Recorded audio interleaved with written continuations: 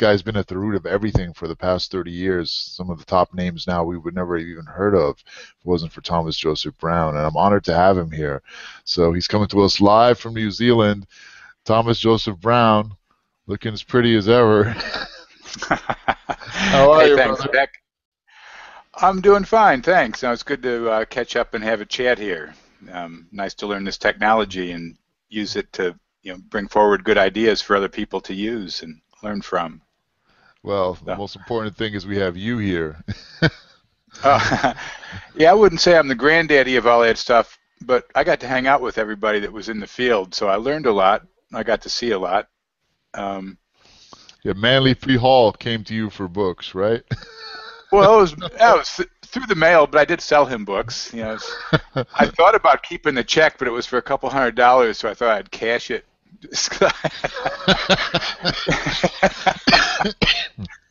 But it showed he was interested in Borderland. I can't remember what it was because that was 25 years ago. But it was probably some radionics and books and things like that. So it showed even at that age, he was still out there looking around, seeing what was happening. Yeah, definitely. And I like Manley's work. And I've been through his Secret Teachings of All Ages, and it's a font of knowledge. But still didn't give me the keys I was looking for. It was some amazing stuff in there, and I'm not knocking it in that sense. But I found, books like Man or Matter. I found really in Rudolf Steiner's work a much higher order functioning that I didn't find. It might have been in Manly Halls. Maybe I just didn't see it in the way he presented it. So that's what I'm saying. I'm not knocking it because that kind of comes from the traditional true Masonic background where there is no personal God outside. We're just dealing with it's an impersonal universe. The divine force manifests consciously through us, and we build that through the initiatory process. Is like building the temple inside us, which is why the Masons built the grand temples like the Gothic cathedrals outside. That was only mirroring our inner relation to the cosmos. And of course, and on top of that, it was discovered that the old Gothic cathedrals of northern France are actually built in the pattern on the ground of the constellation of Virgo. So there's a lot more to all that. But like I say, while I enjoyed Manley's work and true font of knowledge, and I still look through it, I found better paths to what I was looking for, in my search, for what I call cosmic orientation. And I have to say, that's what I love. I love about you, Mr. Brown, Tom, is that when I read all these books, especially by these German dudes, they never just come out and say anything. No one in this scene, in the quote unquote occult scene, ever comes out and says anything. So I really appreciate your style, which is uniquely American. You want to lay it all on the table, and we appreciate that. With respect for the German thinkers, because Oh, there was some of them that it was that. But you're right. You have to sort of fathom through their stuff. But at least they gave you a precise ordering of things often. Although it was funny because because one of my mentors was Trevor Constable, and one of his mentors was this man named Rick Mansell. And Rick worked in the he was a specialist in camouflage. Worked in the war room in London during the Second World War. And it was through camouflage that he actually got into Rudolf Steiner's work, through Goethean color theory. And Rick retired to the States and spent the last 25 years of his life recording, retranslating Steiner's works. So most of his stuff was never published, but I've listened to hundreds of the translation tapes, because Trevor turned me on to the people who were doing them, and unfortunately they're not really available anymore. But it was funny because Rick, these were just his raw translation tapes, and in the middle of it, he'd be reading something. He goes, God. He goes, wow, these bloody Germans. He says they make things so complicated. He goes, here's what Steiner's trying to say, right? Oh my goodness.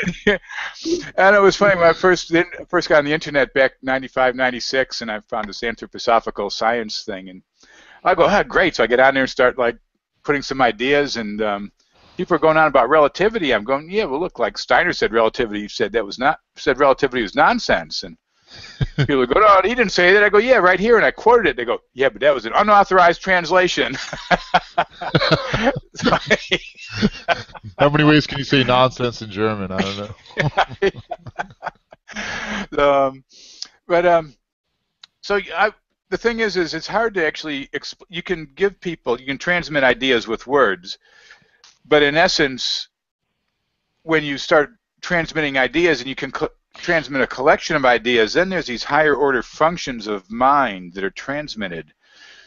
And this is what took me a while, like in Steiner's work, knowledge and attainment, knowledge of the higher worlds and its attainment. It's not their attainment, it's not attainment of the higher worlds, it's knowledge of the higher worlds. And I tell you, I didn't figure it out from his book. I read through it a couple times and thought, it was like, I remember when I was young, a friend of mine was into Hare Krishnas, and he came up with this book, Easy Journey to Other Planets. And I read it through, I'm thinking, I must have missed something. So I read it through again, there's nothing in there. The book doesn't reflect the title. And I mean, Steiner's stuff was much better than that. But I didn't attain it. I didn't figure out what he was talking about except through my own process of managing at Borderlands Sciences and going through. I always credit Trevor Constable with putting me on the right track through his book Cosmic Pulse of Life, which when I read that, and then he put me on to Man or Matter, which is what inspired him. And what that does is that teaches you how to think in archetypal structures. So it's not so much that it's a fact base, that this fact brings you to this point, or this fact brings you to this point. It's that observance of facts process, the fact of things processing in nature gives you a higher order perception that you can't necessarily put down like on a graph. There's not like a quantitative analysis of higher worlds. It's a qualitative understanding of processes. And that's why I say that may have been in Manly Hall's work. The way I read it through, maybe because I didn't go through the Masonic initiatory processes, it didn't have the same integration into my being as it may have had I done so. But nonetheless, I mean, I found the knowledge of the higher worlds to be actually very easily attainable if you follow a certain process of thought. I think the fact that you didn't go through the Masonic initiatory process works in our favor. We get a much purer. I was invited a couple times, but I guess I didn't have the right attitude. A friend in Chicago, he was a 32nd degree Mason, and he invited me in, and I said, "What's the story? You guys taking over the world?" He said, "Man," he said, "most of these guys are, drink too much. They couldn't plot their way out of a paper bag." But then again, we know that's. But I just was never a joiner. I like the idea of building the temple in the body, but I didn't like the idea of having to join something to do it and pay dues and learn secret handshakes and all that. And I've known people. And I was invited here as well in New Zealand. I was invited to be in the Masons, and I sort of made a joke about if that would help me get off speeding tickets. And I think that the person who asked me, it was an elderly neighbor. I was in his house chatting with him, and I noticed he had a picture of him in like full regalia up on the wall. And so he invited me, and I said, "Does it help with speeding tickets?" He's going, "I don't think you're the right material for this stuff." But nonetheless, I think within that there is a core of truth to that. Because the old Masons, the whole idea of that was to transmit, the proper knowledge of how to build things. And I say it wasn't just stonemasonry. Those temples were built connecting earth and sky. They were radionic instruments. So if we look at like in the modern day, like what we'd look at like Albert Abrams or Ruth Drown, I would use like Ruth Drown's 9-dial radionic device. In essence, that's sort of like a tunable Gothic cathedral. To connect heaven and earth with the human in between and bring balance in. So, again, radionics, it's not the equipment that does it, it's the structure and your knowledge and use of it that brings you forward in that. Because there was a lot of confusion with that and, let's say, like psychotronics. and I was even briefly on the board of the U.S. Psychotronics Association. I think they put me on for window dressing, but I didn't work too well there either. And I was already managing Borderlands. But that's what a lot of people say with radionics. It's your intention, and it's truly not. Ruth Drown warned her students not to allow their intentions to interfere with the true radionic process, which was a structural energy. So if you look at, like, let's look at basic form, pyramid energy. We know that a model of the Cheops pyramid will, it'll dry cheese, without molding. I've done all kinds of experiments. I even shaved for a couple of years with a razor that I kept in a pyramid when I was younger. Wow. So we know that. So it doesn't matter what your intention is, the structure is doing it. So And it works true regardless of what your intention is. Exactly. So true radionics works on that principle. The imprinting of intention and your psychic abilities into the equipment is psychotronics. That's actually a different thing. It's sort of a... Ruth Drown said that humanity wasn't responsible or ready enough to actually take that stage. So whether or not we are, and some people may well be, because I've met some amazing, the pure and clear radionics operators in this lifetime, and I believe there are probably people that can do that, but the point made in understanding what she said is that there is a distinction between the two. And I think that's a lot of what's lost in the alternative science fields is people get a little idea. They know something's wrong with reality, or with the version of reality that we're all given, what we can call consensus reality. And the first sort of little opening that they find that shows them the larger picture, that almost becomes their new meme. And then they try to, like, order everything around that, rather than just taking that as, like, the first step on a larger path.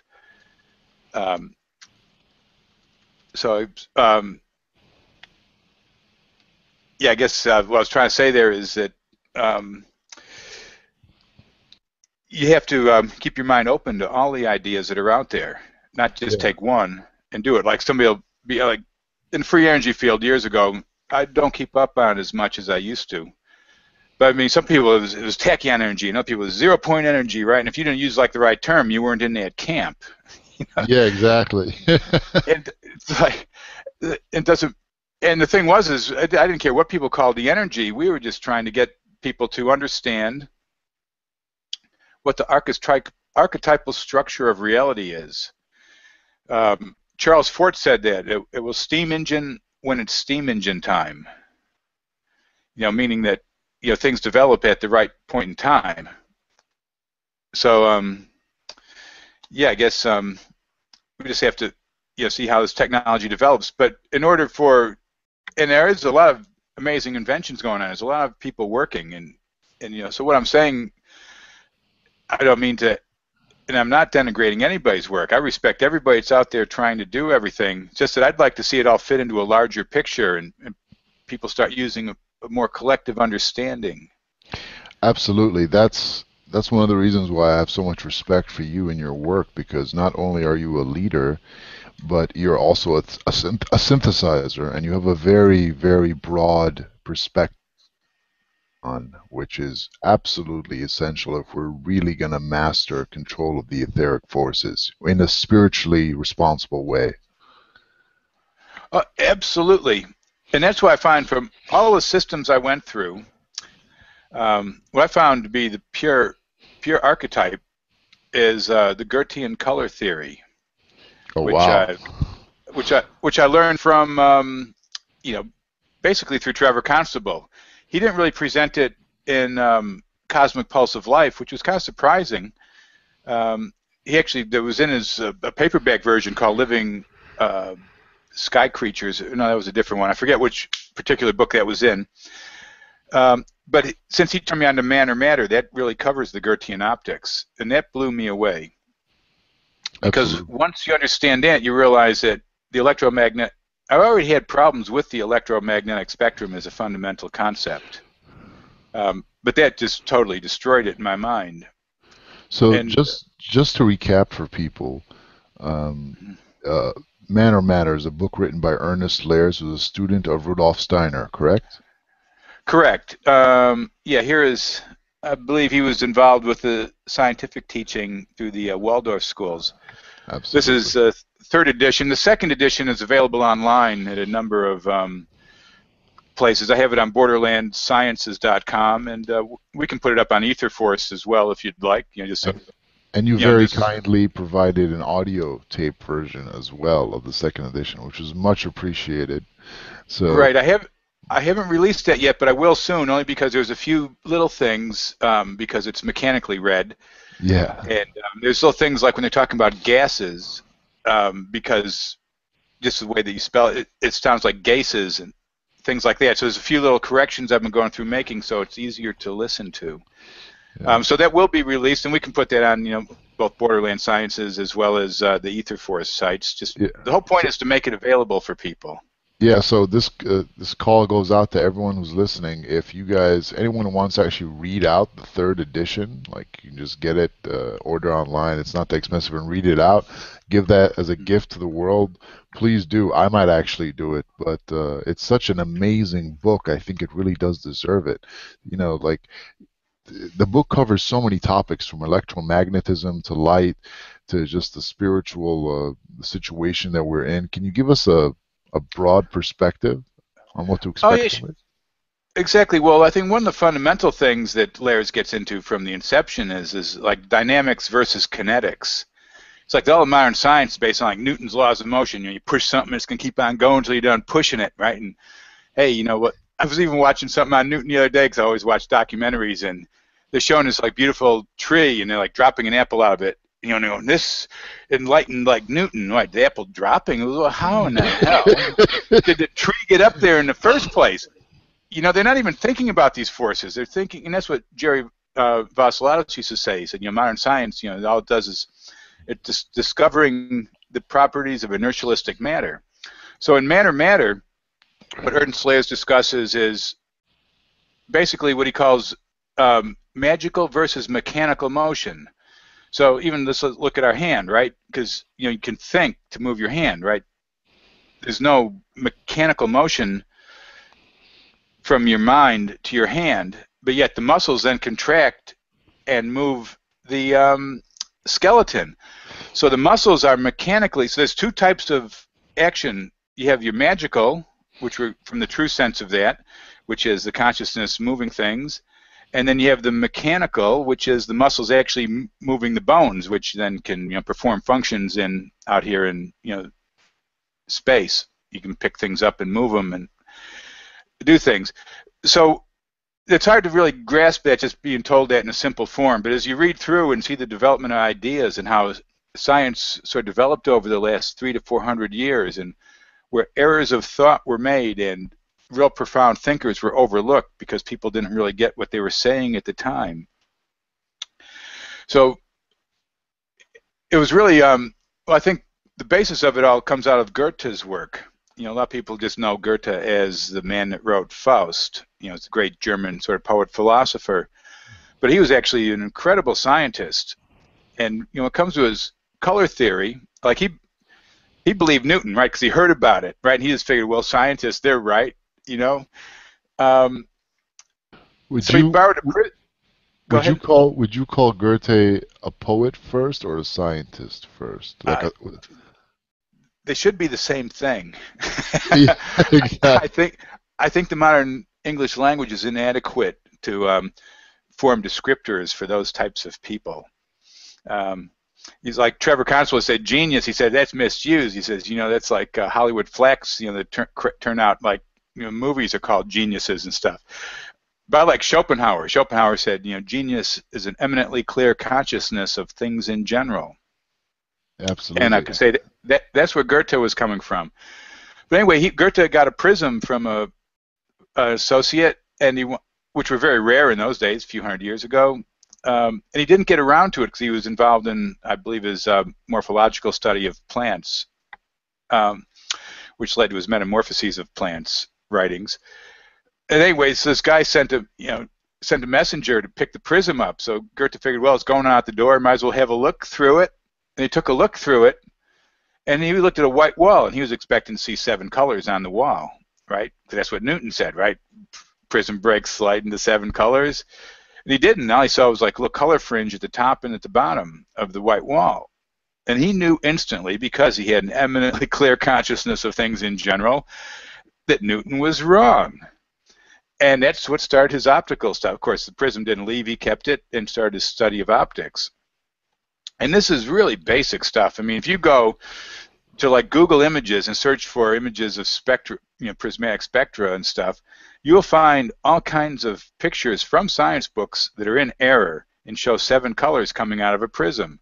But some of them will show it correctly, but most of them don't. Most of them are kind of like, I call it the Pink Floyd, right? We know they're musicians, not scientists, right? But the dark side of the moon, they've got the white light going in one side and the 7 colors coming out. That's not what happens in a prism. What comes out is 2 color bands, red, yellow, and blue, violet, because the light's coming through a slit. So when the light comes through the slit, let's say you've got red in the black, yellow in the white, blue in the white, violet in the black. You bring them together, you get green. Pull them apart, no green. The green never appears right by the prism. It's always at a point away, depending on the geometric relationship of the 2 slits. But if you reverse that situation, and rather than running light through a slit, you run light around an object, and you have, so you reverse the borders. So you get your yellow in the white, red in the black, violet in the black, and blue in the white. You bring those together, you get magenta in the middle.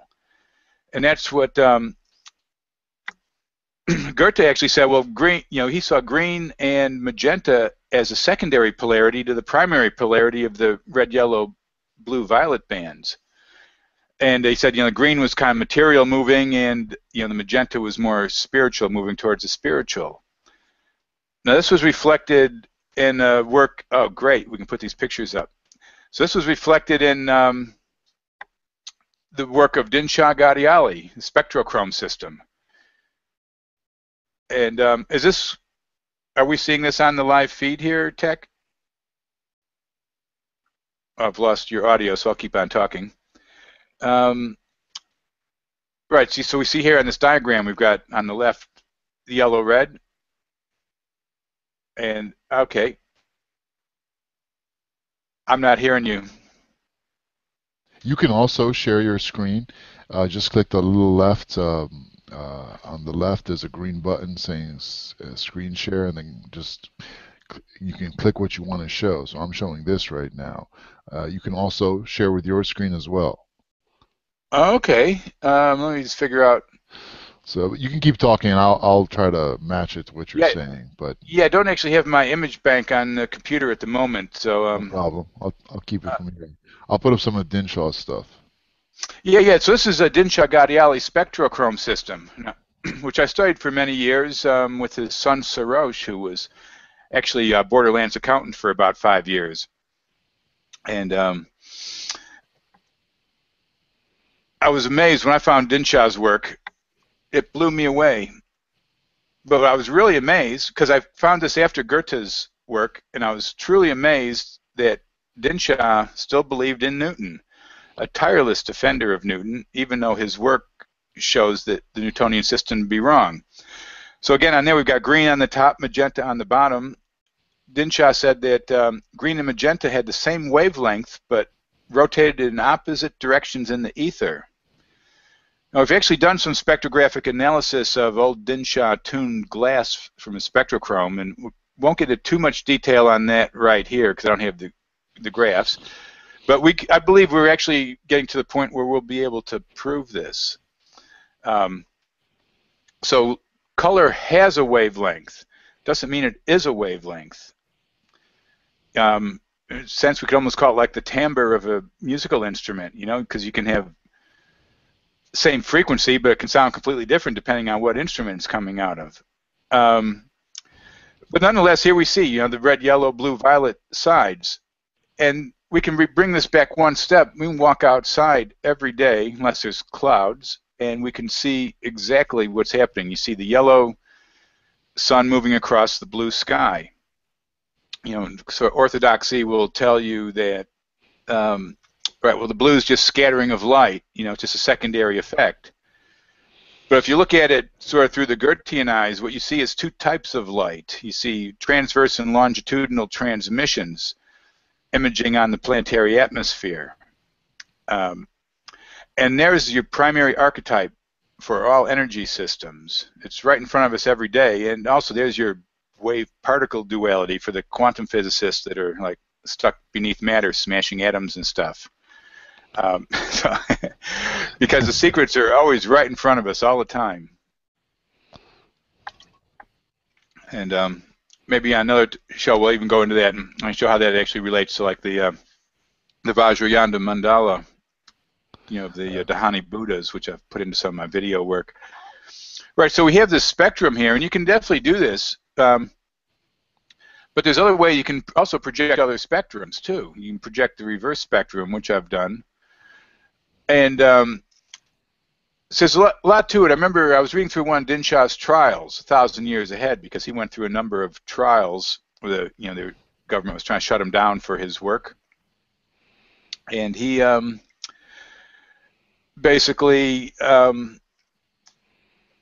trying to remember, I can't remember, it was Luckish or one of these experts from General Electric or Kodak or something that he was like cross-examining in his trial. And the guy's going, oh, we did this experiment. And Dinshaw goes, you're using a diffraction grating. That's a fraud. I'm thinking, why did he say that? Right, because the diffraction grating is a bunch of lines, right? You're not really dividing light. You're creating a system of, basically, fringes or line edges and stuff.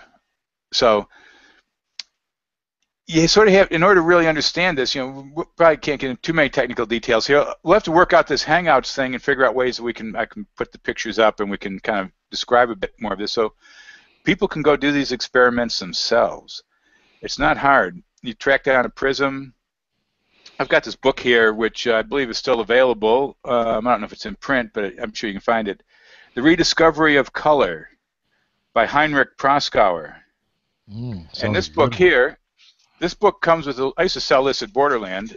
This book comes with a series of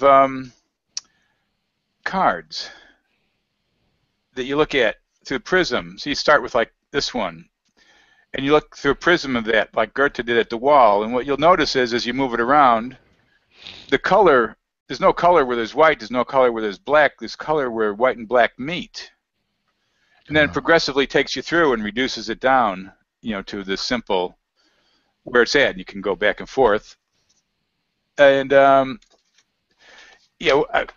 that's a very important point, is that according to Goethe, color only is formed at the borders, at the edges where darkness and light meet, right? Right, because you don't see light. Light's clear. You only see where it strikes. And those are some of the lectures that I had gotten through Rick Mansell that I listened to the tapes on, were like Steiner's lectures on light and color effects on earthly bodies and things like that. But see, this opens up a much larger picture because, and this has pretty much never been published or put out in an organized form, but back in 1987, when I first really got into this, I did, yeah, there we go. See, that almost shows it correctly. Yeah, the green's kind of coming off a bit further out because it's tight. But however, that's not true, right? Like yeah, the green usually comes. That was close. The green wasn't coming directly, but it was hard to really. But what I started thinking about the atmospheric color. I go, okay, well, if there's got to be something more fundamental. Ernst Lehr's proposed an experiment where you can easily demonstrate this. In fact, maybe we can set this up and show this on. I have to get proper containers and stuff. I'll have to talk to a chemist friend and figure out what we can use as a media. Yeah, see, like that. That's definitely not how it works. Okay. That's the false view, but you find that in science books. I mean, that's what everybody's taught and believes. Yeah, that's what always comes up whenever you search for prisms. It's hard to find something that's right, Exactly. It's funny because I was selling books at a Whole Life Expo out in San Francisco years ago, and these three guys came walking by a table and looked down, and I had some books there on Goethe's theory of color, and this guy starts going, "Now," he goes, "What are you, an idiot?" He goes, "This stuff was disproven years ago."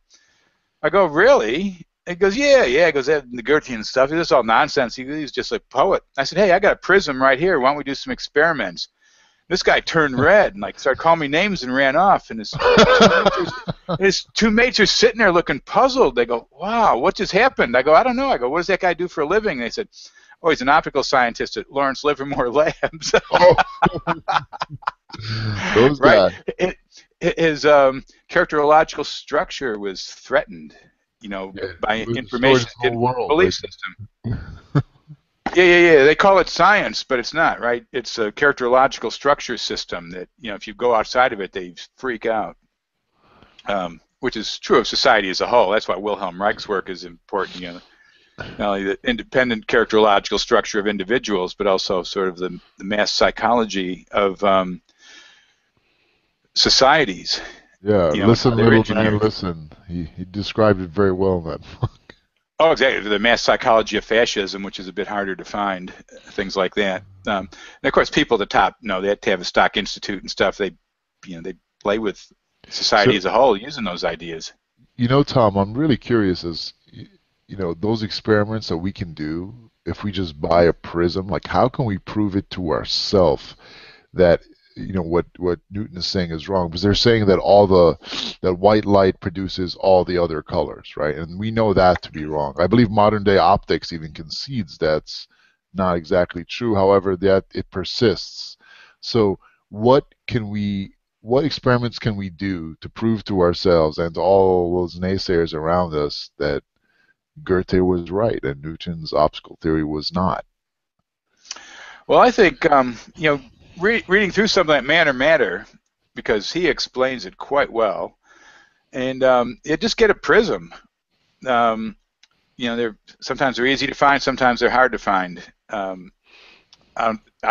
not too hard to find in the States, and I'm sure they're easily found online. Edmund Scientific or something. There's a wide variety of places you can probably find them at. And even that book, The Rediscovery of Color, that comes with a small prism and those cards, so it's a complete set. So if you can track that book down, I'd like somebody to read that book. Yeah, I've or even Goethe's Farbenlehre book itself, which MIT Press did it. But to make sure that you don't get confused, they tell you right on the back cover that it's been disproven. So you know that before you read it. So wait, I've read I have his theory of colors. I never finished it, but there's another book. What is that book called? The Farbenlehre? Oh, that's just a German name for his book. Oh, okay, right. Okay. Great. So that was just the MIT. That was probably the edition I've got somewhere here on the bookshelves. So anyway, but the experiment that I was mentioning. So in order to see how it's formed, so basically you need a light bulb, a glass cylinder that you can fill with water, and a black card, and something to mix in the water that'll make like a colloidal suspended medium that'll sort of create an opaqueness. Like salt or something? Salt doesn't really do it, because you need something to actually create an opaqueness. And I'm not sure, flour kind of clumps. I've actually been looking for something, because I hadn't thought about it a while. I thought I should actually get this one together and do it. Maybe cornstarch or something like that, or no? I thought, but it clumps. I actually tried that once and it kind of clumped on me. But something that does not clump. Okay. Yeah. So it wouldn't be too hard. I just hadn't thought of it in years, and I never did the experiment. Well, I tried to do it in the big way. I was going to do the experiment. This is what happened. So I started out, and here's what the experiment is. It's real simple. So you got a thing of water, and you put the light bulb behind it. So you're looking at the light bulb. And of course, tungsten filament. It's got a slight yellowish to it anyway, right? Because it's. But nonetheless, as you start filtering the water in,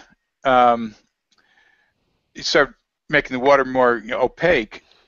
It goes from yellow to it starts getting more yellowish as you gets the opaqueness in there. But then it goes from yellow to red. Just sort of like the setting sun. As it goes down, it can go orangish, goldish. It depends on the atmospheric conditions. But the other side, too, to show the polarity, and that it's not just light scattering, is you put the black card behind the cylinder, and you put the light on the side shining into the water. And at first, you just see the black. But then you start mixing your colloidal medium into the water, and it starts looking blue. So basically you can create the blue. So basically when we look at the sun, right, the yellow part, what we call a sun, because to me they're both the sun. The yellow part that's light coming through darkness, and the blue is darkness coming through light. So anyway, I said, okay, well, I really want to do this experiment properly. So I called up NASA and I said, hey, what's the dominant spectra of the sun in the optical wavelengths above the atmosphere? I said, I'm doing a research project in atmospheric optics, and I was just kind of curious. And they go, oh, we don't have that information. I'm going, yeah, look, you guys been up here like 25 years. You're kidding me. You're the only guy with the balls. You're the only guy with the cojones to call NASA. Oh, hey, anybody can call them. It's public servants, right? So anyway, I actually got onto a gentleman in the Johnson. I called around a few places, Johnson Space Center, public relations. I got somebody who actually got quite interested in it, and he became a good contact for quite a while for me there. And looks, I'm saying, well, how about stars? Anything? I said, could I get like a white? Just like, give me a white light photo of the sun, so I can use it as an experimental reference. Just so, I mean, because we know what the sun looks like here. I'm just like trying to, I got to do it. No white light photos of the sun in space. Stars, no, none of that stuff. Well, what do you got? So they send me all these like pictures of stuff that was taken in absorption band filters. So if you look at like absorption, you look at the spectra of the sun, you see those little lines, your hydrogen lines, calcium lines, ferric lines. They need to take one of those. They need a filter in a very precise wavelength of that dark line in order to image the sun in space. And they told me that, well, this guy, he put me on to this guy who worked in the photographic department for like 25 years. And because he had left NASA for private practice. He's an elderly guy, so he could talk. And he told me that, he said, yeah, it was a big puzzle when they first went up. Alan Shepard, John Glenn, because space was black. John Glenn saw his fireflies around his like capsule, but overall, they weren't sure what was up. So he said they started developing these optical gratings. He said, but he didn't know where that project went. He said, because everything got compartmentalized. So anyway, so in the process of yeah, so that's looking, that picture there, if we can see it on screen, is we're looking at the sun, and those are extreme ultraviolet specific frequencies, 171 angstroms and stuff. I can't remember all the numbers off the top of my head. But anyway, I like to double check. So I called Naval Research Labs up in Washington, and I got like their solar research department. So I started asking the gentleman there about, I said, why can't you see stars in space? I'm trying to figure this out. And he's going, well, who told you that? I go, NASA. He goes, oh, is that them boys down at Goddard pulling your leg? I'm going, no, it's like public relations at Johnson Space Center in Houston. He goes, look, I don't know why they tell you that. He goes, that's just nonsense.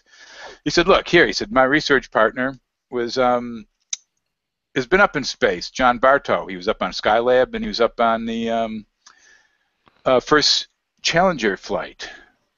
So anyway, I get John on the phone, and he's going, look, he said that I've been up in space. He said the stars are brighter in space than they are on Earth, and they don't twinkle. I go, cool. No, I really appreciate that. It makes sense. I go, I didn't tell him I'd been spend like 6 months with NASA. There's a bit more to that whole story too. Other people like contradicting me and going back to them, which I'll throw in a second. But to finish this one, so anyway, I call back my contact in NASA, Mike, and I'm going, hey, I just talked to an astronaut, and he told me that when he was up in space, he said the stars were brighter on Earth than they don't twinkle. And he said, well, he's a trained observer, and he accurately reported what he experienced. He said, but the information we've given you is absolutely correct.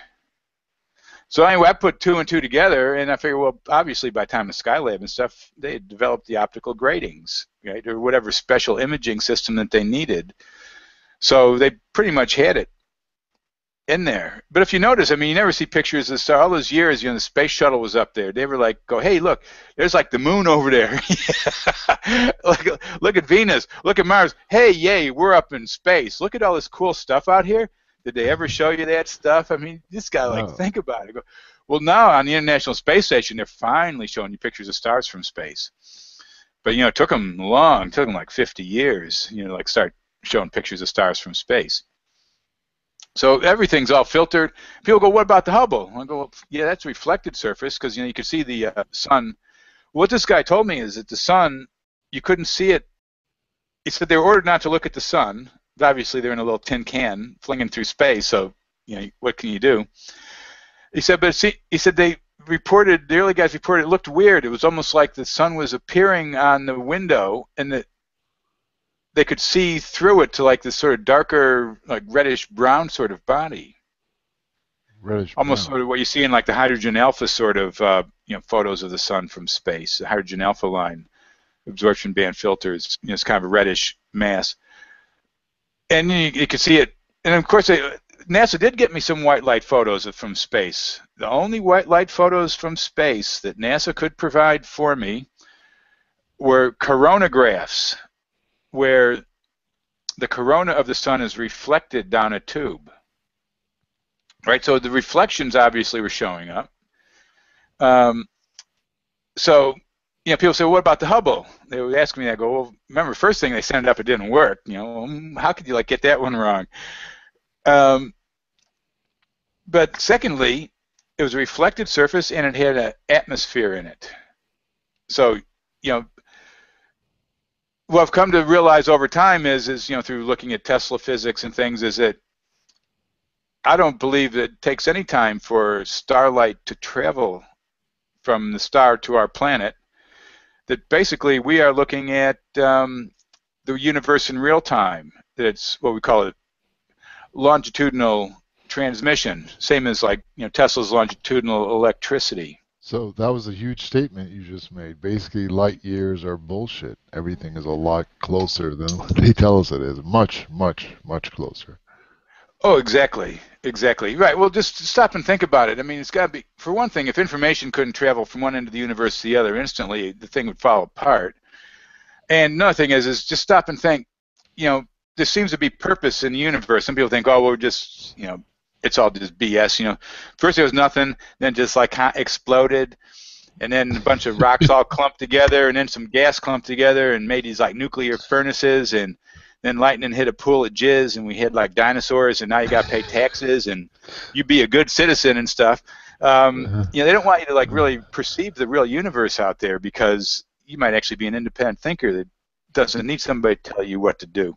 It's amazing how ingrained that whole Big Bang lie is, because I've been going around now to various theologians and talking to them about that, and I walked into this mosque and I spoke to this imam, and he was standing there trying to convince me by showing quotes in the Quran that the Big Bang was real. And I was like, man, I have an imam trying to convince me the Big Bang is real. Am I in Bizarro World? What happened? What's going on over here? And I was trying to tell him that it wasn't. Oh my goodness. Oh, well, I knew that, and I mean, and again, I have to say, I have to keep putting this qualifier, no disrespect, because there's so many people out there, an honest endeavor, trying to figure out what's happening in the universe. And I won't mention any names, but I mean, there's some of the great leaders out there people are following that are actually have some really good ideas and are lovely people, but they're basing everything on Big Bangs and expanding universe. And I won't mention any names either, but yeah, we need there's a couple of them, but yeah, yeah, we need there's the full a few. total truth, man, not just a half truth. Yeah. Well, the thing is, and that was what I was talking about earlier, about how some people, they get a little bit of an idea, and then that becomes their whole thing. Even though they evolve past it, they keep that idea stuck there. So continuing to harp on about the Big Bang when there's so much evidence, through the electric universe people. I mean, those people, Walt Thornhill and Dave Talbot, those guys have done such a phenomenal job bringing really true, high quality, very dense, thick packs of information for anybody that wants to look. There's guys like Steve Carruthers, his stuff on the Big Bang. I mean, once you watch that, it's like, God, how does anybody even believe this stuff anymore? It's a religion. It sounds like some banker-inspired porno, the Big Bang. Like, what? It is. It's a very sort of masculine idea, right, from the patriarchy sort of thing. But see, part of the thing is here's this other book, which it's really thick, so I haven't really read through it. and it's actually a bit more scientific than in its detail with equations, the anthropic cosmological principle. Because there is that whole concept that the universe was actually created around us and our consciousness. And Absolutely. there's a lot of actual evidence that points to this. In fact, they had to come up with relativity to explain it away. Yeah. When they get caught in a lie, they have to make up a whole bunch of new words and Oh, exactly. And as more evidence shows up, then they got to keep like patching stuff on, like dark energy, dark matter, oh black yeah. holes. You know, First black holes, nothing could escape it. Now everything can escape it, right? And they got yeah, accretion disks and this and that, blah blah blah. This whatever. it Even though was nobody's ever seen one. it was really amazing. I was at a cocktail party on the weekend, and there was this one guy who was just stoned out drunk on scotch, and there was a theoretical physicist there, and he mentioned dark matter, and then the guy that was totally drunk was like, "But wait a minute, that just sounds like the ether. How is that different from the ether?" And the theoretical physicist was just trying to say, "No, no, they're totally different." And the drunk guy was like, "But no, no, no." Like he was in a state like a child almost, where a child is like, "Wait a minute, that sounds like exactly the same thing. Why is that different?" He wouldn't leave him alone. The theoretical physicist got so he just left. He couldn't take it. But it's really funny how children and maybe guys who are drunk on scotch have the courage to actually ask the right questions and not stop. Like us sober adults will just say, "Oh, okay." They'll just let everyone else do our thinking for us. But there are still those that won't. Exactly. Well, that's part of what Ernst Lehrs tries to recultivate within us through his Man or Matter book is what he calls the Hans Andersen child, right? Hey, the emperor's wearing no clothes. Exactly. It's like Goethe looking through the prism. He believed Newton until he took a look. But yet, here you got whole university optical departments that got like the wrong picture in their books and stuff. So we do have to go back to that sort of Hans Andersen sort of child thing because the emperor doesn't wear any clothes. Because and that's when I started getting into this stuff like the no stars in space. This what a can of worms. And I remember you start telling people this stuff, and I remember one day I was going to the post office in Northern California where I lived rurally when I was running Borderlands, and of course, I'd get like big stack of mail every day. So I was coming out of the post office with a big stack of mail, and some guy goes, "Wow, you've been away for a while." And I go, "No, this is my daily mail." He goes, "Really? What do you do?" I said, "Scientific research." And he goes, "Oh, what do you research?" And I said, "Oh, I've just been talking to NASA, they told me there's no stars in space." I swear to God, this guy looked like he wanted to kill me. I had to like talk my way. He started freaking out and he started twitching and started goes, "What do you mean? What do you mean there's no stars in space? Who told you?" I go, "Hey, don't worry, man. I was just like kidding. I'll see you later, man." It's amazing how people like throughout. Once you start thinking this way and you start looking at, uh, for example, Nikola Tesla, he wrote a paper called "Famous Scientific Illusions." Oh And yeah, love that. basically, in that paper, he's describing how uh, the moon does not spin on its axis. It cannot be spinning on its axis, and it's really a remarkable paper because like when you tell people, "Hey, do you realize that we only see one side of the moon?" And they're Mm, like, "Are you serious?" And I'm like, "Yeah, yeah, look up." And like, no matter where you are in the world, you at any time in the night, you only see one side of the moon. And then they try to explain it away like the hardcore ones, and they're like, "Hey, but wait a minute, maybe it's because it rotates at the exact same duration that the Earth revolves, so we only see that side of it at night." But then you're like, "Hey, but wait a minute, the night lasts 8 hours, right? But that whole time, it should be spinning that whole time, but it's not. You only see, it right. never actually deviates from that." And then like you see their faces kind of freeze. Oh, exactly. Yeah. Well, I point that out to people, right? Because they're talking about going to Mars, right? And this is kind of what I was going to get into. This is what this no stars in space. This opened up a bigger thing. So I started looking into the whole thing of. I mean, I was quite interested in the Copernican revolution. My mind was quite open during that whole phase of Borderlands. And I'm thinking, right? Well, people used to believe we lived in the center of the universe, and obviously now, they figured it out. we're going around the sun. It all makes sense. But it's funny, you kind of experience it. So I read this book. It was called De Labore Solis, or Airy's Failure Reconsidered, on George Bedell Airy's experiments in parallax, which had been proposed about 100 years earlier after the Copernican revolution. Airy also did ether experiments as well, right? Interferometry experiments, and proved the existence Right. of the ether. I'm not sure if he did it. Once I actually got picked up a biography of Airy, but I haven't had a chance to read through it yet at a used bookstore. But basically what he did, well, this book proposes, and this was Walter van de Kamp. At the time, he was head of the Tychonian Society, and Tycho Brahe being sort of the counter to the Copernican side, with his epicycles. And the thing is I've actually realized, where both systems are correct. It took me a while to figure it out and how it actually works. Because with Tycho, he knew inherently within his body, mind, and spirit that we were in the center. Right? So he tried to explain it in the physical terms. But in the physical terms, the dominant sort of space is, we can call it the Copernican space, right? The sun appearing to go around, or the Earth appearing to go around the sun. That's sort of like the skeleton of the system out in space, just like our skeleton's buried within us.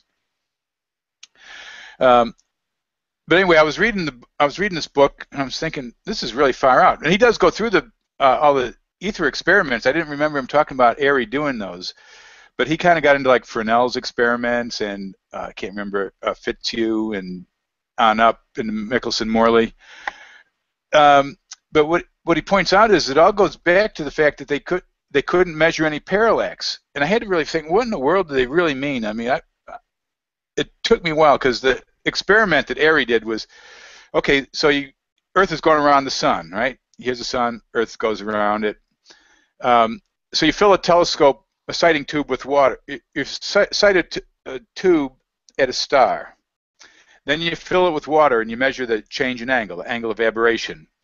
6 months later, when the Earth is on the other side of the sun, you sight the star again, fill it with water, measure the angle change, and simple geometry, you know how far away the star is. Thing was there was no angle change. That's what gave rise. So my understanding of Airy, and he may have done ether experiments, but the important thing about Airy's experiments is they gave rise to the whole sequence of ether experiments that eventuated from there on, because they were trying to figure it out. And it took me a while to actually, what in the world are they talking about? So I had to really meditate on it. So what they're saying is when the Earth is going around the sun, right, exactly, there you're looking at it. But fundamentally, we're looking at,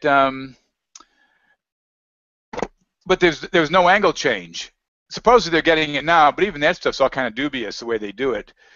But what that means is that the light is actually traveling with the Earth. So as the Earth goes around the sun, the light's traveling and following it. And that's where they got this curved space, all that sort of nonsense, right? And that's what they're trying to explain with that stuff. The fact is the light's going like this if we're moving. But I didn't know at the time about longitudinal or the no stars in space, exactly how that worked. So none of that really even matters at this point. We're actually starting to deal with a new paradigm where we're actually beyond even worrying about that sort of problem there. But nonetheless, after I finished that book, I was sitting there thinking, this guy's made a really good case. I mean, I didn't agree with everything he said, but he brought up enough bits and pieces that, for me, related into things I had read, like Matter, and other things I'd known about. Just to get into how important what he just said is, he's saying that the light is following us around, meaning that heliocentrism would be impossible at that point. How could it? I mean, explain that. That's what relativity is about. Relativity explains that away. It's all relative. Doesn't matter where you're at, right? So nothing is real. Like me and you aren't talking right now. If some guy is out in Guam sitting and sipping a coconut, right? Like this is not happening, right? Yeah, well, we should be in Guam sipping the coconut, but but that his experiment the parallax would be explained if the actual heavens were rotating above us, right? I mean, that's what that is basically saying, isn't it? Well, that was the original point of the experiment, was to prove one way or the other. But by the time that Airy did the experiments, the Copernican revolution had already instilled itself through the common consciousness. So nobody was willing to believe it. That's why they had to figure out. That's why they started doing ether experiments. But I believe this is all coming back into a resolution through it. So what I did is I went out in my garden in Northern California. I ran a biodynamic garden up there, and I'm sitting there meditating, thinking, gee, I wonder what it would be like if we really were in the center of the universe. I go, wow, it feels just like this. Everything felt so alive. I go, I've been here all my life. But scientists tried to tell me I wasn't here. Because and that's it. Everything's an illusion, right? It's just a vibration. You don't even really see stuff. It's just like little things are going in your eye, and these little electrical signals are going up there. And David Hume, yeah. Yeah. Hume was one of them, definitely. I mean, but even Kant was sort of like brought Hume forward in a sense. But then he even said that you can never really know the universal archetypes. Where Goethe penetrated straight through to the universal archetypes and showed how to perceive them. God bless. Because his mind wasn't clouded. Yeah. So yeah, and that was around the same time too that I was researching all of the what I call the spiritual scientific section of the Goetheanum. Lily Kalisko's work, Rudolf Hauschka. Lily Kalisko was doing the metal crystallization with like metallic salts, gold for sun, silver for moon, and doing them during different astronomical alignments and showing qualitative relationships between metallic salts in colloidal solution and planetary position, which means that stuff's affecting us all the time. Her work, I've posted some of her work online. I just scanned her book, Spirit and Matter, a Scientist's Answer to the Bishop's Queries. So basically, Lily Kalisko's experiments tell us that astrology has real scientific significance, right? Absolutely. We're certainly, well, even RCA did that because they did radio astrology. So what's interesting is it's both the heliocentric and the geocentric positions actually affect. In fact, so I've got a book here, another book, Planetary Influences Upon Plants.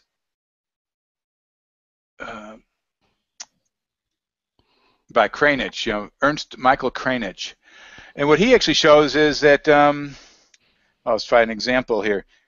This is sort of a preliminary incursion into it, showing the fundamental principles and opening up the field for further research. But I'm just going to look for some simple sort of diagrams here. But what he's showing is that the planetary positions, as they appear from Earth, are woven into the plant structures.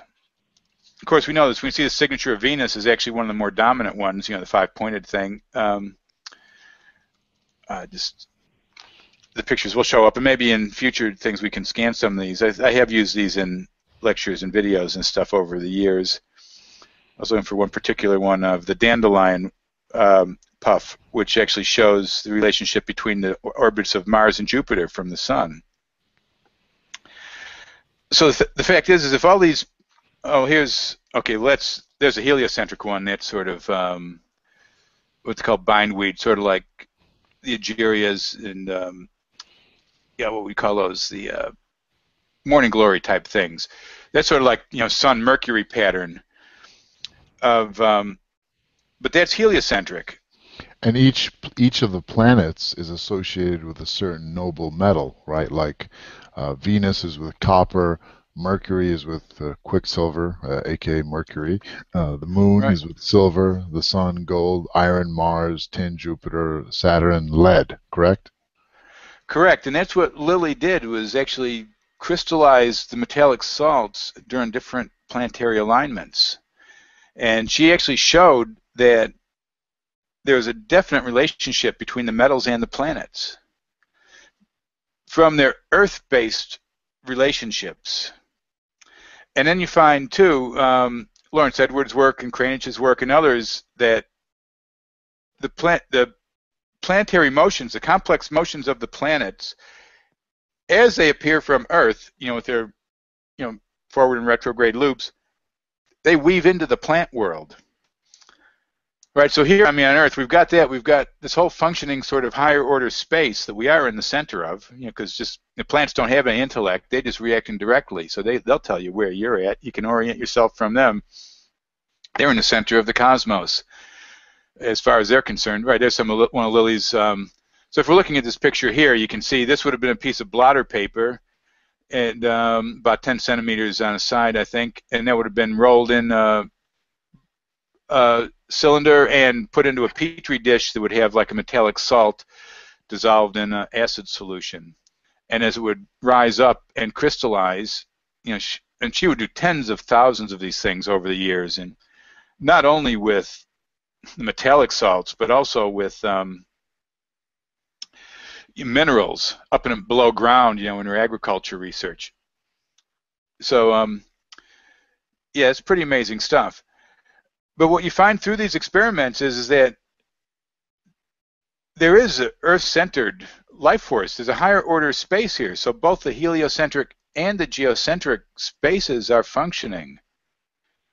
One's not right and one's not wrong, right? It's both. And there's basically four spaces, even come from the old Kabbalah, right? You had the four spaces, the archetypal, generative, formative, and manifest. So the manifest would be sort of like the heliocentric, we'll call it, or the acentric, right? The way Euclidean space. The formative, that's projective geometric space. And that's the Earth-centered. We call that the anthroposophical space, perhaps. And then there's the two higher order spaces, which some people may have a little difficulty with at this point, as theoretical spaces or even functional spaces. And so the generative space would be what's called the geocosmos, which is because there was a lot of people that actually believed that the Earth was hollow and we were on the inside. We're going deep right now. Always having a chat, bro. No. Our chats can cause some problems. We're going to get the Men in Black up. Well, I'm just saying, but these are theoretical spaces, and if you work your way through, you can understand why people actually think these things. So it's not like that space would be an absolute space. There's a reason for it, understanding, and there's actually evidence for it and evidence against it. So the whole thing's about having an open mind. The thing is, when you look at the four spaces, you're again dealing with an archetypal structure. And this is when I say from Steiner's sort of knowledge of the higher worlds and its attainment. The higher worlds may not necessarily be functioning the way you expect in inertialistic matter at hand in a terrestrial environment. But who knows what's really happening in the universe? As if it's, because quantum physicists say, because they're all the double-slit quantum God, that if you're not observing things, you're only collapsing the wave field when you look at it. And other than that, there's nothing happening behind you. And people say, well, if a tree fell in forest, nobody was there to hear it, would it make noise? I go, of course it would. I go, what are you, an idiot? It's like insects, the thing hit, it would have, of course it would have made noise. They come up with these theoretical arguments, and I think that the double slit experiment is kind of like that, right? If you're not observing it, is it still there? God, and they got universities full of these people. I can imagine what these guys must say, when they get caught cheating on their girlfriend. They're like, "Oh no, that wasn't a real woman. She was she was, I don't know, some kind of." So these guys are like sociopaths. They just make things up. They do, exactly. They make up dark matter. Ether doesn't exist, but we got dark matter, because it fits the mathematical gravity model where, Newton's enlightenment when an apple fell out of a tree, rather than it's funny, because all of modern science is kind of based on Newton seeing that apple fall out of a tree.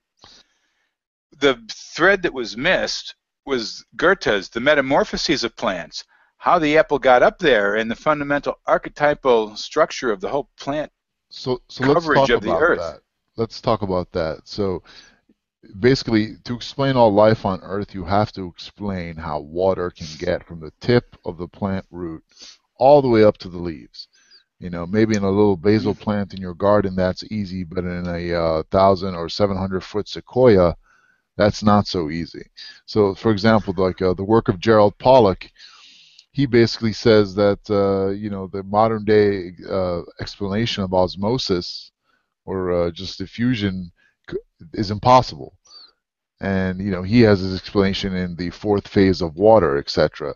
And it actually bears a lot of semblance to Rudolf Steiner and his theory of the ether, how the earth breathes, how the chemical ether comes up and down as the earth breathes, and it's in sync with like the morning. That's why you get the morning dew in the morning because Exactly. That's the chemical ether pulling in. yeah, exactly. So, the modern science cannot even explain how the simplest possible thing, how water goes up plant roots at all. It can't do it. You can only find those explanations in like the etheric theory. So right there, they can't explain that at all, and they don't even really have a theory of gravity. Like when you ask people what gravity is, they mention the apple falling on his head, and some loose thing about pulling. And can you talk about that a little bit? Just give us some more clarity on that. All right. Yeah. Well, there used to be what they called the levity force. That was actually understood. Gravity and levity, right? And that comes from the old earth, water, air, fire, right? Earth was basically, ponderable cold. That was gravity. Fire was sort of imponderable hot. That was levity. So it's real simple. I mean, you just take a wooden match and light it and look at it. Look at it sideways, and some of it's falling up and some is falling down, right? What's falling up? The stuff's falling up, man. It's got like color, shape, force, energy. You put your hand there, it hurts. I mean, that's powerful stuff. Falling up, we'll call it, to misappropriate the term fallen, just to make our example here. And, what's left is, just some carbon, black carbon, the earth element, according to Rudolf Hauschka. So the carbon just holds the ether, and so we have the levity force, and Ernst Lehrs goes through this quite a bit. He uses the Solfatara, which is outside of Naples, Napoli in Italy, which is a volcanic region there, and there's basically bubbling mud pools and all that, similar to I guess what you see here in New Zealand at Rotorua and up in the States in Yellowstone and stuff. But here you can actually do experiments, and he discusses it. And what's interesting is if you hold a bit of like a burning piece of paper or a torch or something over one of these bubbling pools, it increases the output of the pool. But not only does it do that, it increases the output of the whole field, right? The whole field starts acting, right? Because you're in. So he discusses the levity field and how. So what we say things, hot air rises. Well, it's the same as cold things falling, right? Cold things fall, hot things rise. In that sense, unless they have too much density. But so you have a polarity. Everything's polarized. That's what I was saying earlier. The electromagnetic spectrum is an incomplete sort of version of things because it assumes everything's just in a straight line of vibrations, whereas if you get into light and color, you obviously got polarity. So you have these spheres of dynamic activity, and one of the primary polarities is levity. So levity force, which functions through the coming out of the sun through the light ether, literally sucks the plants out of the ground. The force is pulled up because it's alive. And I suppose it's the simplest sort of explanation I could do off the top of my head. Only because my mind's kind of distracted by what you said, because I've just watched this other interesting thing. I've been watching a bit of stuff on mushrooms and mycelium. And because when we see a mushroom at the top of the ground, it's just like the fruiting body, when things Yeah. propagating. The main body is actually this like neural network, almost like internet underneath the ground, which is actually taking minerals out of rocks and moving them over and putting them into the plants and stuff. So not only is the water getting pulled up, but there's actually, through most plants, in an established sort of organic sort of setting in forests and whatever, there's a direct relationship between the mycelium and the trees. Trees aren't just pulling the roots aren't just pulling their nutrients out of the ground, the minerals. The mycelium are taking them out of like the ground and putting them into the trees. And then the levity force is sucking up. So the whole thing is, the tree's not an individual. The tree's part of this whole entire organism that we're part of. The Earth is an organism in that sense. You look at in different ways, kind of build yourself up. You got like the group souls. If you look at like an ant hill or a beehive, and an ant hill is a single ego, right? It's just got one queen, it's got one central processor. Same with the beehive. And Steiner mentions that in his lectures on beekeeping, where he speaks of how the bees, by the angle of of their wings where they flap them, it maintains the temperature of the hive. So the warmth ether is the ego, right? Because our temperature goes too high or too low, we lose our ego, right? Because we die. We either freeze or fry. And then we go back to our example of the match. The warmth ether weaves and binds organic substances, and the other ethers sort of bring the life and activity into them. But when organic substance, when the warmth ether is released, then we see fire, and the warmth ether is returning back to the cosmic periphery, so to speak, which I think functionally on the planet probably operates around the place of the what they call the thermosphere. Now, I'll have to qualify. Some of these ideas I'm throwing out are sort of ideas that really need a lot more research. I've just been trying to put together sort of general principles and understand how things fit together. Because of my understanding, or I would say, enlightenment of the Goethean color theory and its relationship to sort of like Tesla physics and Dinshaw spectrochrome, I see this fundamental archetype operating through all things. And again, even if we look at the 4 primary colors, the red, yellow, blue, violet, those directly relate to the 4 ethers in their functioning. So the color bands that appear are just sort of one example of how this archetype manifests if we observe it.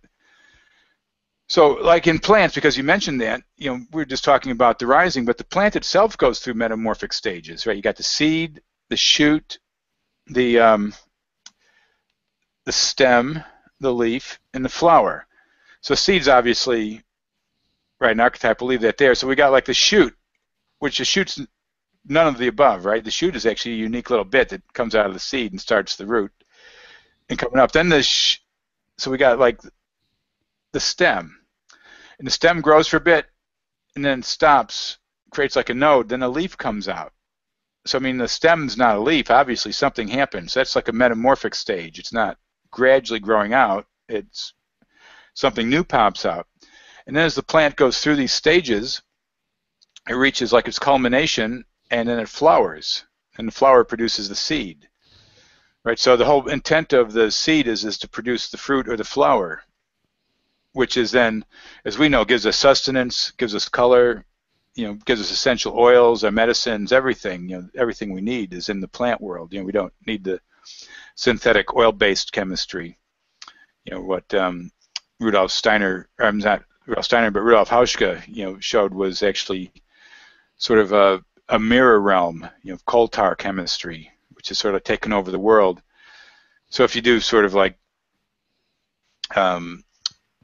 graphs of homeopathic dilutions and he shows that, Rudolf Hauschka shows that in his book, The Nature of Substance. Rudolf Steiner Press does that one, may still be in print. But if you look at activity graphs of homeopathic substances through successive succussions or dilutions, you get different activity. Okay, I'm looking at the picture there. But so anyway, what he did is he took natural benzoic acid and synthetic benzoic acid and showed that the natural benzoic acid actually had a potency curve depending on the different potencies it was succussed to, whereas the synthetic benzoic acid didn't have any. It was flat all across, right? Because there's no life in it. So look at our Earth here. I mean, it's just all this plastic that's coming up. Plastic, synthetic materials. What are we doing to this planet? The good thing is, I found out, I realized that going through some of this information on mushrooms, is that mushrooms can actually break down this hard plastic and get rid of radiation and stuff. Yeah, that's amazing. They can actually break down plastic and oil, like all this waste. Mushrooms can actually do something with it. It's amazing, isn't it? Right. So even if our civilization destroys itself because it doesn't wake up in time, the mushrooms will probably sort stuff out in time for something new to come around. We hope. You know, Maybe more evolved. if we could get back to the four ethers and give people just a Mhm. little synopsis on that, because no, most people aren't familiar with that. They're just familiar with the ether. But Rudolf Steiner had his own model of the ether, right? Oh, definitely. And well, basically, I would say it is a single ether that breaks down to four types of motion or four types of activity. So they're all. And I did a video about 2 years ago called Quaternity, which is on my YouTube channel, where I tried to actually show the relationship between the elements and ethers.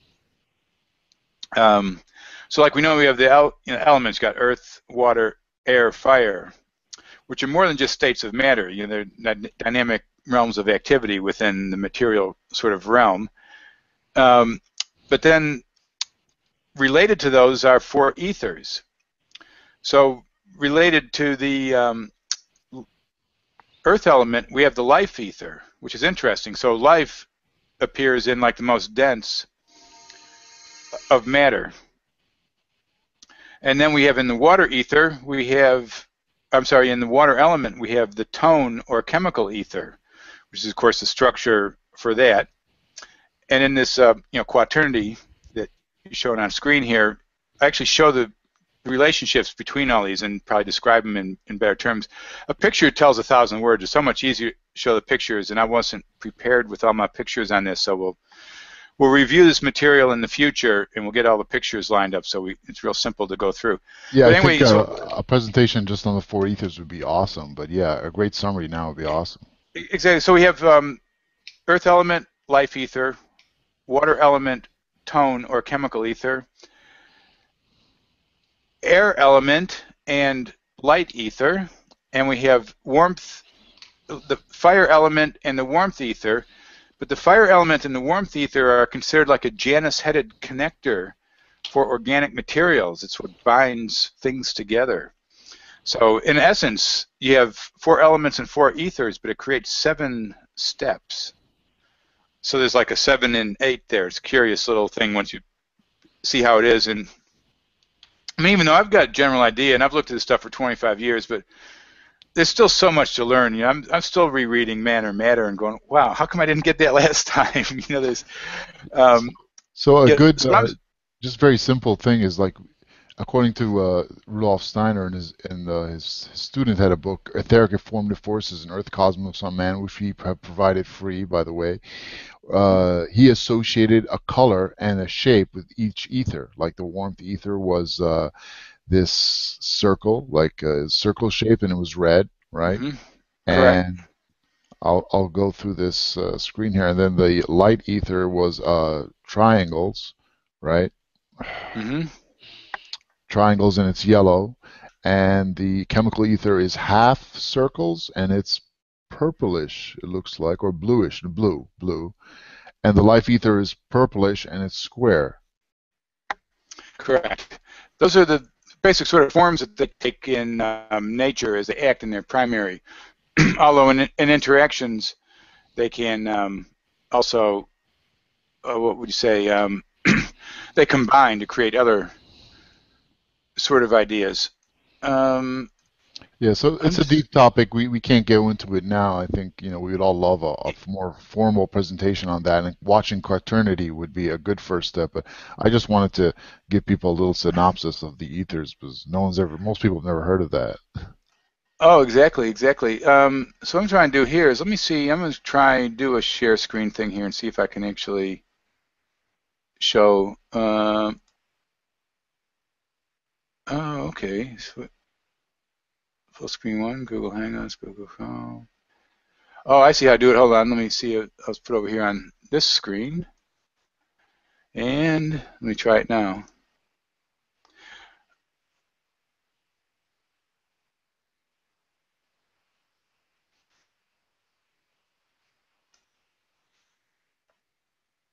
Okay, can you see my picture I put up? Because I don't see it here. I screen shared it but didn't show.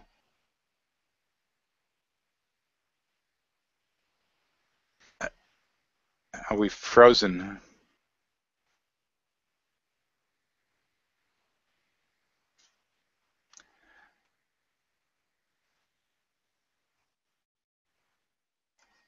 Yeah.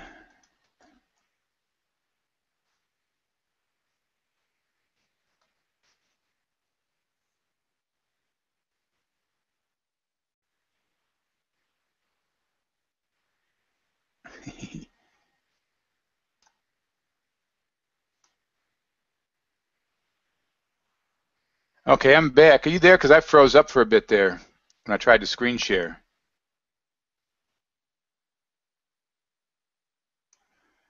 So what I'm going to do is,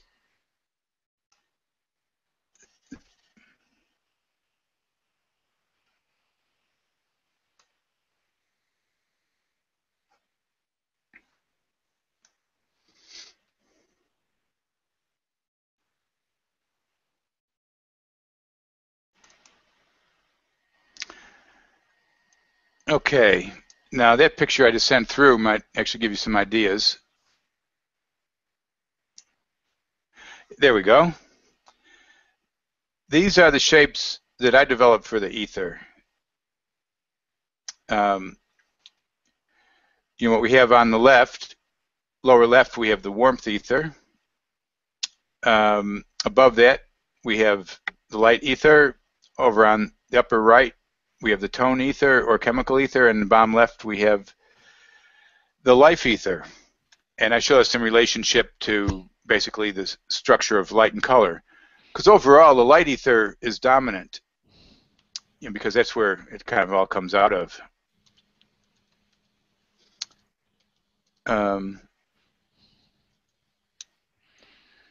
So I sort of developed this diagram out of Dinshaw's work, Goethe's work, and Rudolf Steiner's work. So it was a meditation diagram.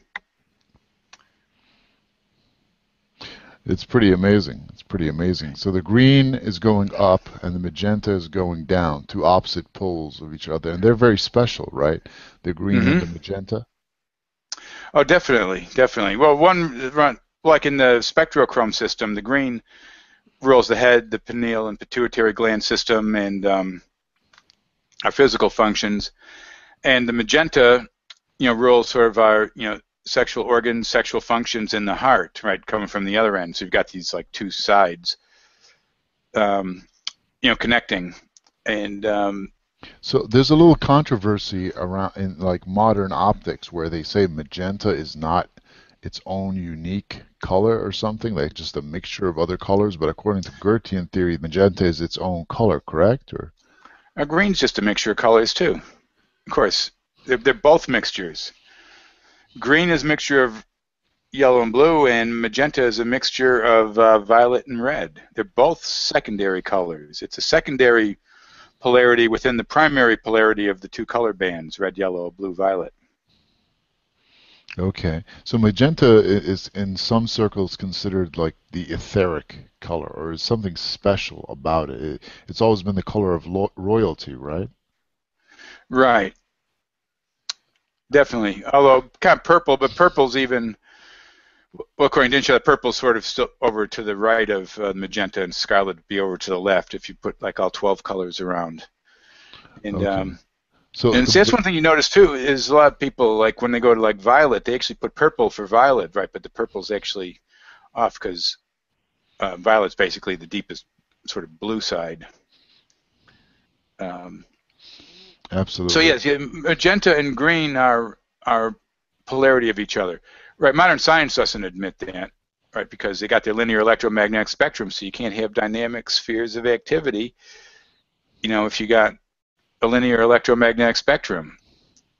So that's what I consider the electromagnetic spectrum is sort of like it's a dark road drawn through these like dynamic spheres of activity.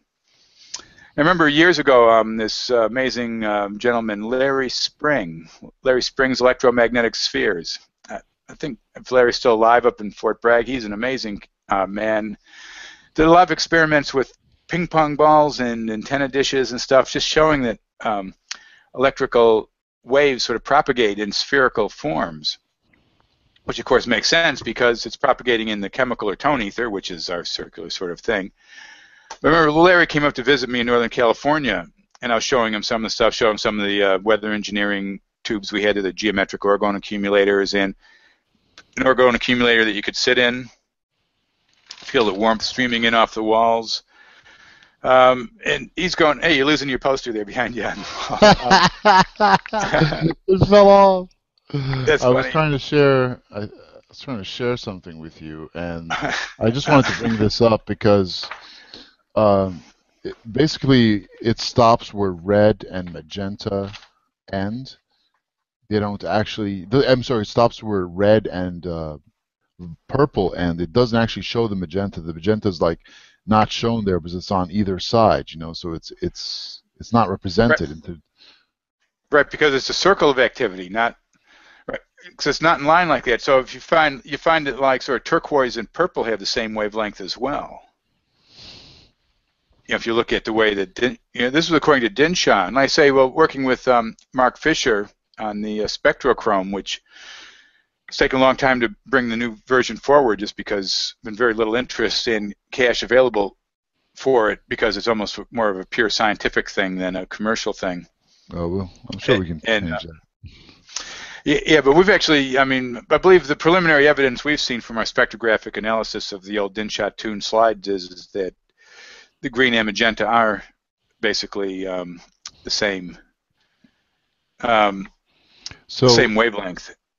we have a question from one of our listeners. They want to know, where does orgone fit in all this? It's never really mentioned. Orgone. Okay, well, the orgone is basically the ether. So we'll look at the orgone, right? It's got what are its properties? It's got optical properties. It's got warmth properties. It's got life properties. It actually has kind of all of the properties of the ether, but fundamentally it's like blue, right? And operates in the atmosphere in like what Reich called the Christ violet, right? The corkscrew waves, which you can actually see the patterns in clouds. You see the corkscrew through the clouds once you start seeing them. So functionally, most appropriately, if we were going to pin it to the chart, we'd pin it to the chemical or tone ether. Although it does contain other properties in there, it does have its thermal and optical properties, but being a higher ether than those, so there it is. So and that's what Trevor Constable worked with, was that basically the tone ether is the orgone, and Trevor did decades of pioneering weather engineering work, atmospheric healing work, and bringing rain.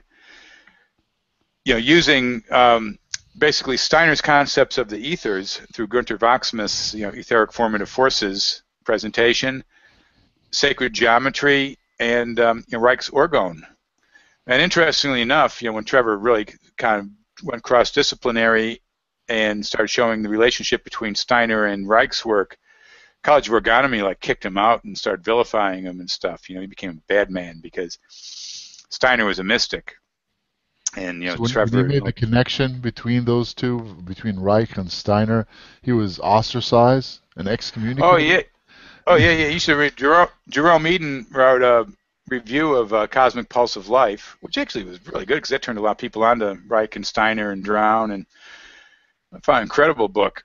But Jerome Eden in his review of the book for the Journal of Orgonomy, because Trevor makes some comment in there that this isn't magic or mysticism. It's like this energy is as real as a punch in the nose. So they're going, oh, well, that means he really just wants to punch his reader in the nose, because mystics are like, sadomasochists that have gone too far, and that sort of convoluted sort of, Reiki and psychotherapy that, derived off of this stuff. Yes. Yeah, so that's what you have to, I always appreciate the cross-disciplinary people. If they're only into one sort of thing, there's always a bit of a worry that their characterological structures can get upset at some new information. So Yeah, and Reich himself paid the price. He died in federal prison, escaped from Germany after the rise of National Socialism, and then he comes to America and gets thrown in jail and beaten to death. So exactly. Well, he wasn't beaten to death. They were experimenting on him. It was mysterious. I think that they got him on some medical testing thing or something like that. They appealed to his scientific side and probably poisoned him. It's hard to know exactly what happened. But he went to jail. I mean, if you read his paper, he did a brief. It was published as the discoverer of the life energy versus the hoodlums in government, and it was part of his brief to the court. And he's just basically saying, look, he said he's experimenting with life energy. He's not hurting anybody. He's not harming anybody. This is pure science. The courts have no jurisdiction in science. But courts don't like to hear that stuff, because they're all corrupt. And in fact, the very fact that the courts exist in the form they do is a corruption of the system itself. Even if you might find on rare occasions an honest judge, speaking from someone who spent years in court, I have seen a couple honest ones, but they're few and far between, and they don't let them hang out too long on your case if you're really going somewhere. So unfortunately, Reich, died in federal prison, but did monumental work in showing this living biological energy. So, And I mean, not only did he show it in the atmosphere, and to cloud busting and weather engineering, which Trevor brought forward, but he also showed, and this will directly relate now to our ether. And I was talking about the life ether residing in the earth element. Well, if we look at Reich's bion experiments, there's a perfect example of proving it, where Reich would take like sand, autoclave it, I don't know, hundreds of degrees centigrade, it's totally sterile, and then he would actually culture like protozoa and stuff off of them. At first they'd be getting like these binous vesicles, so it would actually burning their eyes, or getting like sunburn of their eyes from like the UV light was coming off these sort of things. Were coming out of totally sterile solutions. If you follow that, because I remember there was a guy back in the late 1800s, I think his name was Bastian, right? He wrote a book on, big, thick, 2-volume thing on spontaneous generation of life. So, I mean, if you look at like rocks, if you look at like algae and stuff, and mosses coming off of rocks, potentially, according to this theory, those things would be coming out of the rocks themselves. It's sort of like binous, spontaneous generation because of the degradation of the material.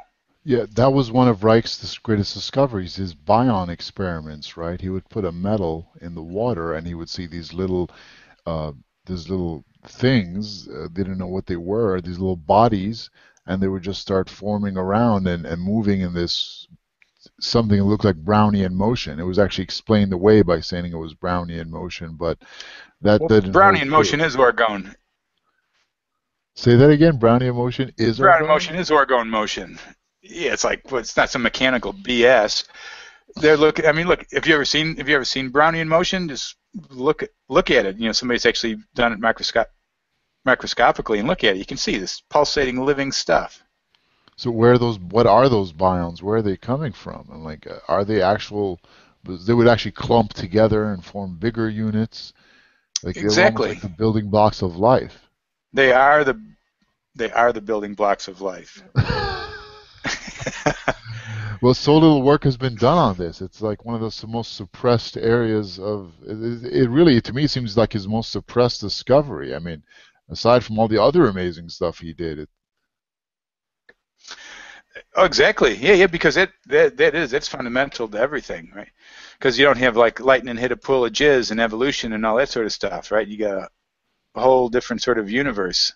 So he's just putting metal in water, and he's seeing these little bions form. Oh no, he wasn't putting metal in water. He was basically, he was autoclaving sand, things like that. So he. It had to be an organic compound, or no, sand. They're just silicon. Yeah. He was just taking like beach sand and autoclaving it. It's been 25 years since I've read up on those things. I can't remember all the details, but that's fundamentally what it was. People are probably making videos on it these days. There's such a vast field of endeavor. It's very interesting. Was Gerald Pollack, his work, he puts like an organic substance or a carbon-based substance or even some metals or materials like naphthalene in water, and he sees this field of, he calls it easy water, the exclusion zone. It's like this gelatinous form of water, like the white part of an egg, and it's negatively charged, and it forms like this thin film around the substance, and it's very different from the water around it, just the normal water, which he calls bulk water, which is usually positively charged, and the exclusion zone can grow via light. I'd be very interested to see if little bions are forming inside that exclusion zone. It all comes back to, it sounds to me like how plants make, you know, energy and synthesize mass as well, right? Like plants have to synthesize mass. Like where are all those apples coming from? They're all coming from the Oh, ground. exactly, exactly. Oh, totally. I mean, that's it. I mean, you see a spontaneous generation of life everywhere in the natural world. It's just science because they didn't figure it out in their line of thinking. They say it doesn't exist, but obviously it's everywhere. Um, so yeah, well, that's what we should get. I'll get some more stuff. See, we've got a lot of things we can talk about as we delve more deeply into these and kind of focus in on certain. So if we know we're going to talk about a specific subject, I'll get out my old notes and pull out the books, and we can sort of focus in. Because we could talk for days on this stuff. It doesn't. Yeah, I kind of like these fireside chats. That's kind of what it what it is. You know, we're jumping around all over the place, but yeah, this has been awesome. I think yeah, we focusing on a few core subjects would be great. 'Cause I know people want more and more from you. So, if anyone has any questions or want us to focus on anything we spoke about today, just put it in. But I really look forward to more and more of these talks with Thomas Joseph Brown. No, that's cool. We should do this at least once a week. Just to keep it going. And I'm cool if we want to do this and like let people know on Facebook and stuff, and have other people sort of join in, put questions in, and so maybe we can do like a little bit where we don't take any questions and get through it, and then let people sort of respond and see where that sort of goes. So no, I'm good. I like doing this. It's time. So.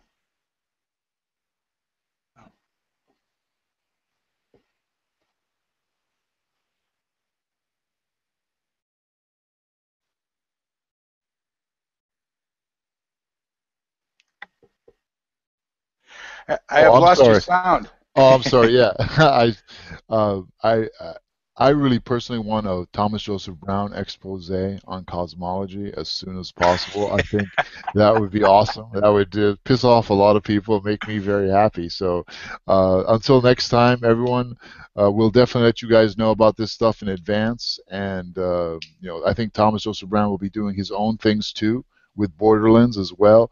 So we're gonna be pushing the truth on every front. So. God bless.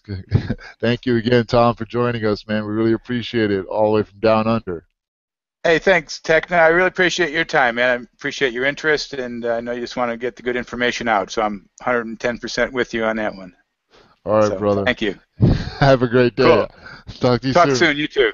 Bye. Bye. Mhm.